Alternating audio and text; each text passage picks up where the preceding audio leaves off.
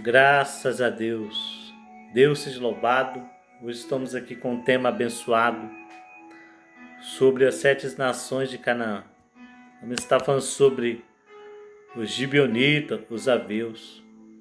Deus em Deuteronômio disse a Moisés, ao povo de Israel, quando entrar em Canaã, tirar todas aquelas nações que estão lá.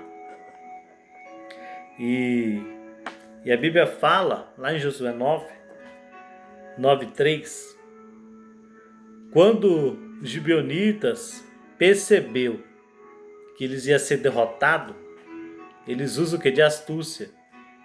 Porque Josué já vinha com o povo de Deus, já tinha passado o Jordão, já tinha conquistado o território de Jericó, já tinha derrotado os soldados de Ai, e eles estão lá em Canaã. Ele sabia que já ia perder a batalha, porque Deus estava na frente do povo de Israel. Então, os moradores de Gibeão, ouvindo o que Josué fizeram com Jericó e com Ai, usaram também das suas astúcias. O que eles fizeram?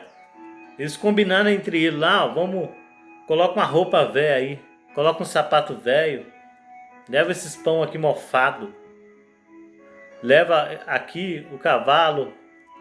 E aí eles montou um cenário lá e foi até lá o acampamento do povo de Deus. Quando chegou lá, aí eles perguntaram ao povo de Israel, de onde vocês vieram?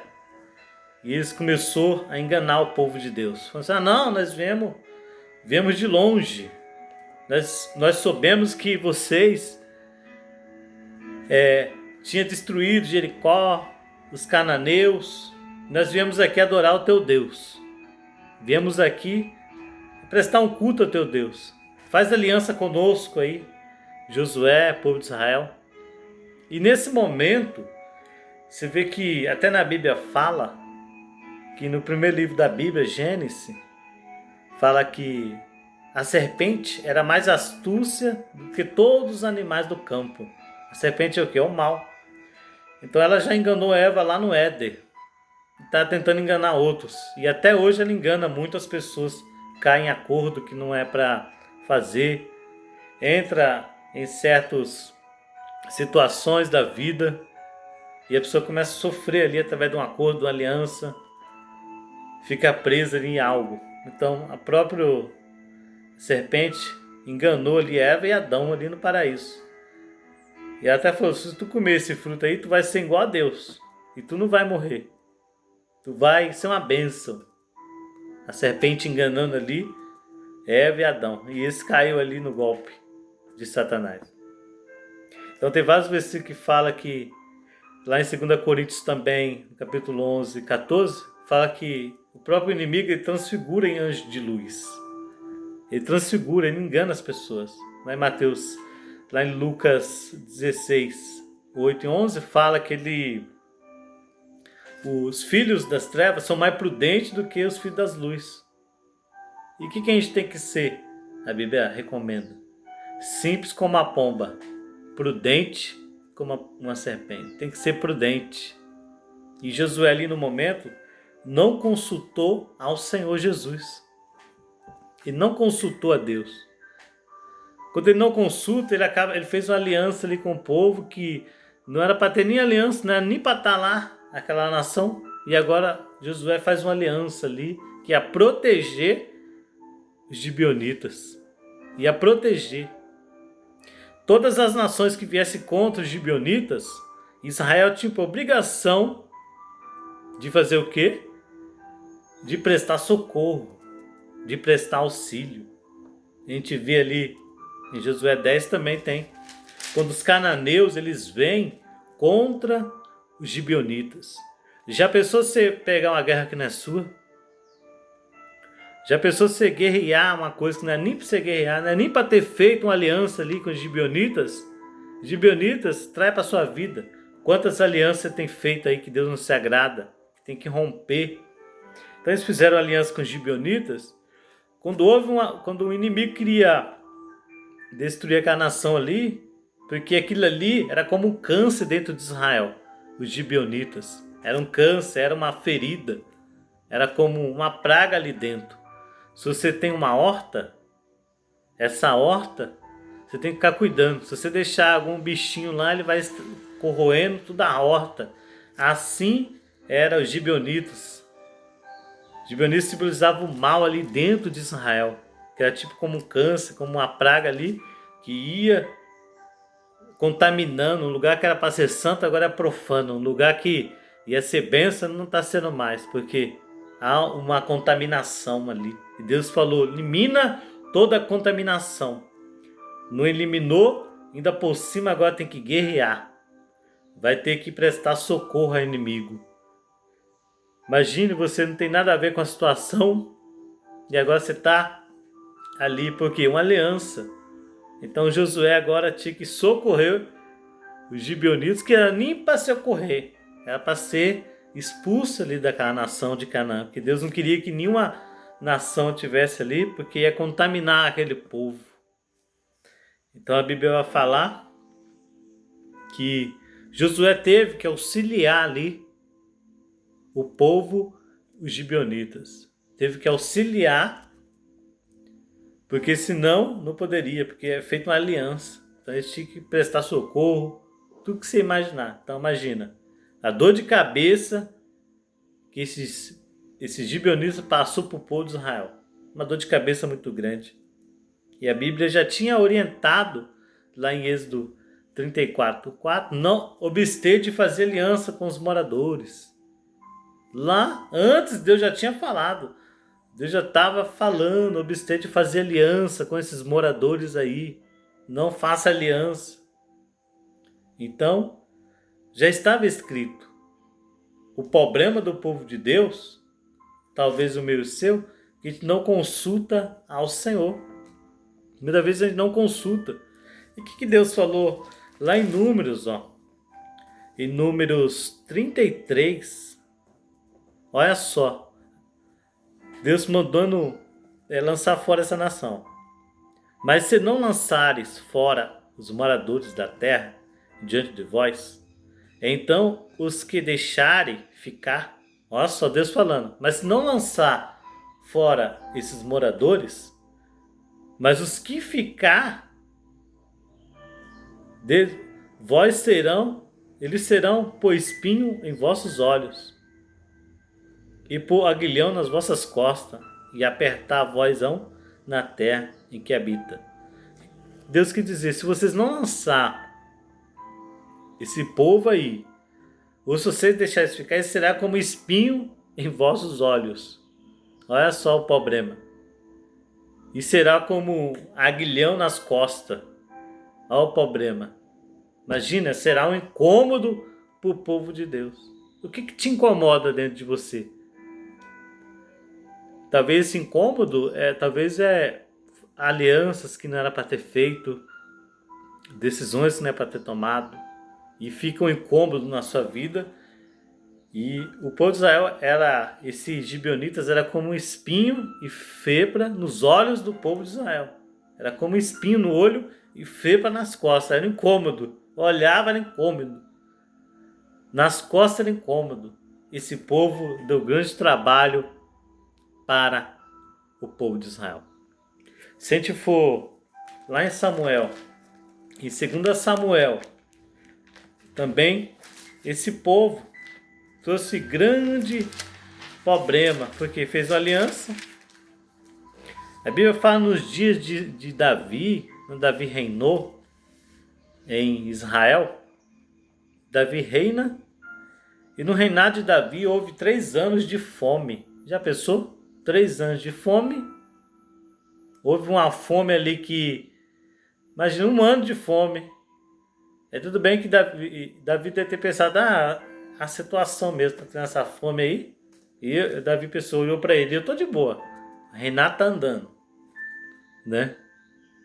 Só que 3 anos de fome, 1 ano de fome, daqui a pouco dá outro ano de fome, o outro ano de fome. Ela é 2 Samuel 21, ó. E houve nos dias de Davi uma fome de 3 anos, de ano em ano.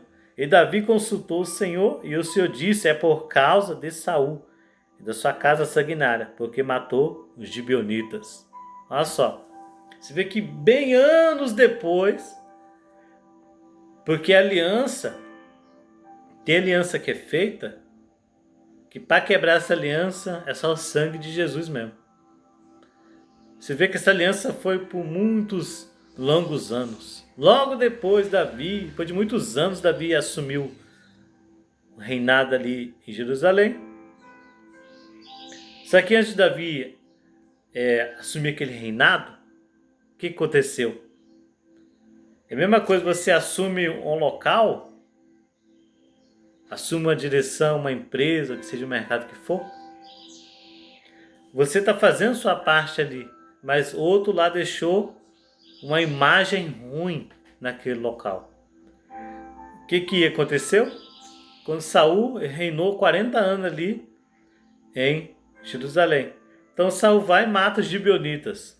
E não poderia, porque é feita uma aliança. Não poderia matar, não poderia fazer nada com aquela nação, que já tinha feito um pacto. Josué tinha feito um pacto lá atrás, não era para ter feito. Aí Saul vai lá, elimina aquela nação. E nisso houve o quê? Uma fome, uma cobrança de Deus. Ah, mas não era para Deus cobrar. Por que Deus está cobrando? Porque houve uma aliança. Houve um acordo ali entre eles. Independente se ali naquele momento Deus não estava se agradando, mas houve uma aliança, Deus vai respeitar a aliança. Mas também Deus não vai aceitar que muitas das vezes a pessoa faz uma aliança e quebra. Não. Por isso que aconteceu ali, ó, houve uma fome em Israel, porque Saul quebrou o pacto, que não era para nem ter feito, mas Deus cobrou ali. E o que aconteceu? De ano em ano, houve uma fome ali. E é o que vem aqui em meu coração.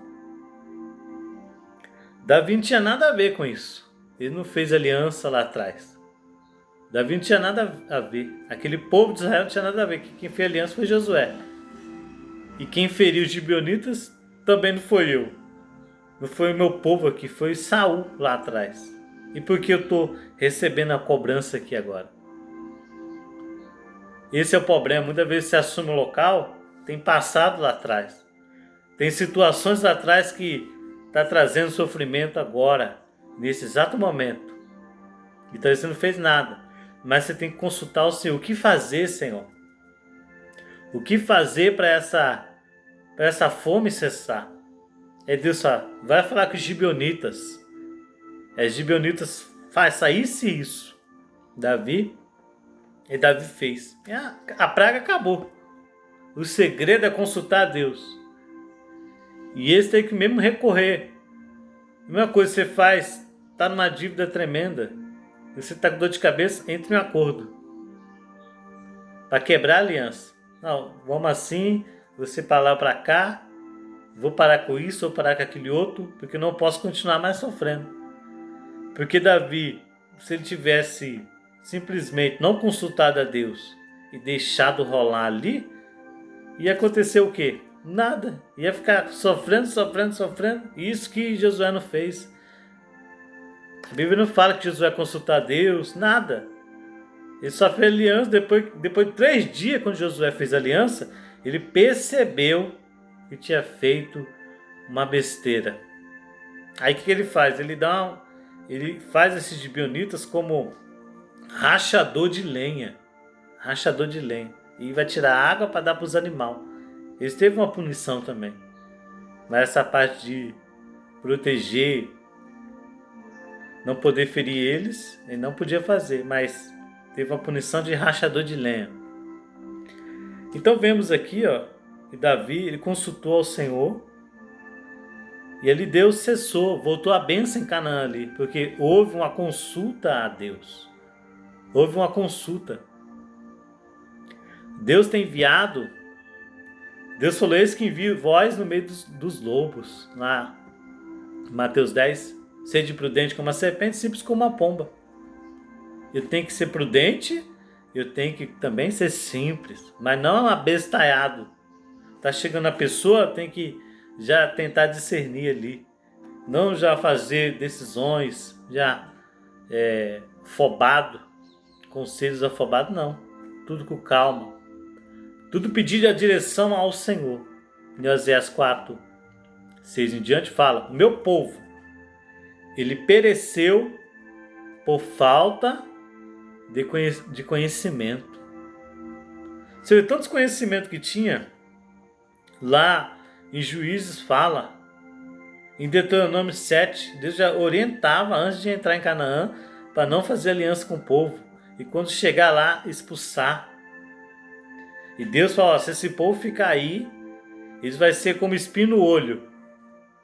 Vai ser como aguilhão nas costas. Será para vocês.